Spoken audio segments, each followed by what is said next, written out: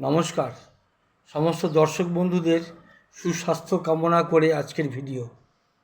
আমি কোনো মতেই বুঝতে পারছিলাম না যে আরজিকর কাণ্ডে এত বড় দুর্নীতি হওয়া সত্ত্বেও আমাদের কেন্দ্র, বিশেষ করে মোদি সাহেব এবং অমিত শাহ কোনো রকম তার বিপক্ষে বা তার বিরুদ্ধে উচ্চবাচ্য করলেন না। এখানকার বিজেপি কিছু কিছু কথা বলছে ঠিকই, কিন্তু এরা চাইছে ডাক্তারদের আন্দোলনটাকে হাইজ্যাক করে নিতে। কিন্তু দিল্লির নেতৃত্ব, যাদের দায়িত্ব সমগ্র দেশে এটা সুশাসন চালানো, তারা কি করছে? তারা চুপ করে আছে। কেন? এটা বোঝার জন্য অনেকটা সময় লেগে গেল। একটি ভিডিও আপনাদের দেখাই, আপনারা বুঝতে পারবেন যে দিল্লি শাসক এবং রাজ্যের শাসক সম্পূর্ণই দু নম্বরই একটা শাসন ব্যবস্থা চালাচ্ছে। একটি শাসন ব্যবস্থা যা দুর্নীতিগ্রস্ত সমস্ত স্তরে স্তরে, বিশেষ করে স্বাস্থ্যক্ষেত্রে এবং ওষুধ কোম্পানির সাথে একটা যোগ সাজস করে এরা চালাচ্ছে এই দেশটাকে, এবং প্রচুর অর্থ এরা দেশে এবং বিদেশে পাচার করছে। বোঝা যাচ্ছে এই দুর্নীতিগ্রস্ত শাসক শ্রেণীকে চেনা যাচ্ছে।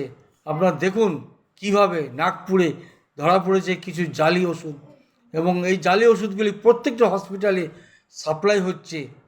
তার জন্য মোদি সাহেব এবং রাজ্যের শাসক শ্রেণী সবাই কিন্তু দায়ী, নিশ্চুপ।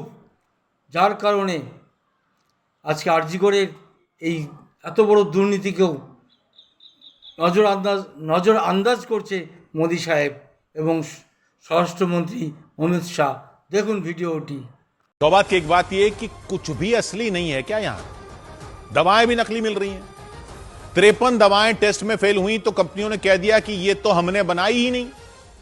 इससे पहले नागपुर में तो सरकारी अस्पताल में दवाएं चेक हुई तो उनमें टैल्कम पाउडर निकला। दवाओं के नाम पर टैल्कम पाउडर की गोलियां तक दे देते हैं लोग, मरीज दवा समझकर खाए और वो दवाई ना हो, और ये सब सरकारी अस्पतालों में सप्लाई हो गया। नागपुर में वो पकड़ा गया। अब ये 53 दवाएं टेस्ट में फेल हुई तो जिन कंपनियों के नाम से वो बनी थी उन्होंने साफ कह दिया कि ये तो उनके यहां बनी ही नहीं है। तो ये सब नकली दवाएं सप्लाई कैसे हो रही हैं? कैसे केमिस्ट की दुकान तक जा रही हैं? कैसे अस्पतालों तक जा रही हैं? लोग तो डॉक्टरों को गलत मानेंगे ना कि दवा असर ही नहीं कर रही।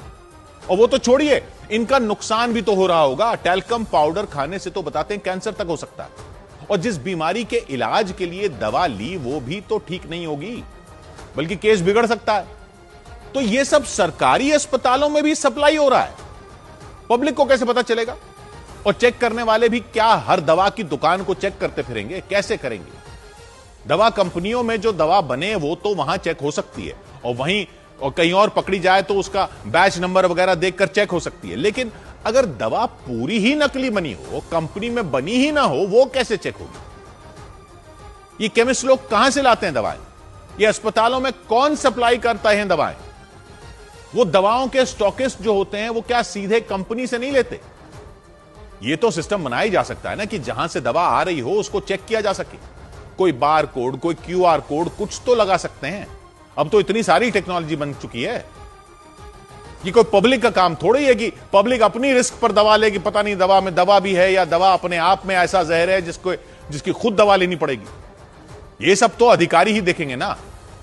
चोरों का तो कोई दीन ईमान है ही नहीं।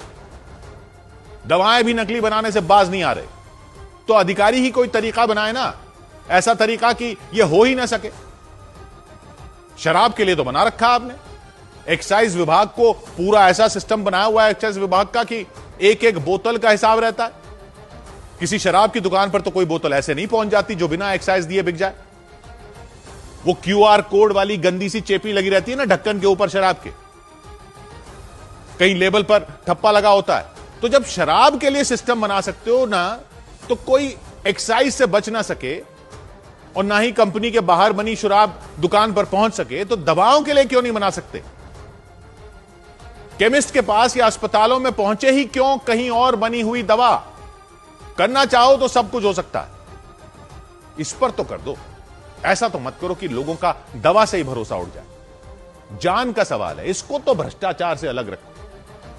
और ये कौन लोग हैं जो दवा भी नकली बना रहे हैं? कौन लोग हैं जो नकली दवा की सप्लाई कर रहे हैं? अस्पतालों में लोग रख रहे हैं इनको मरीजों को देने के लिए, केमिस्ट की दुकान पर रख रहे हैं। भगवान का भी डर नहीं है क्या? मार दोगे लोगों को, मुनाफे के लिए जान ले लोगे। और हम अपने आप को संस्कारों वाला देश कहते हैं। ये है हमारे 5000 साल के संस्कार। लानत है। 100 बात की एक बात।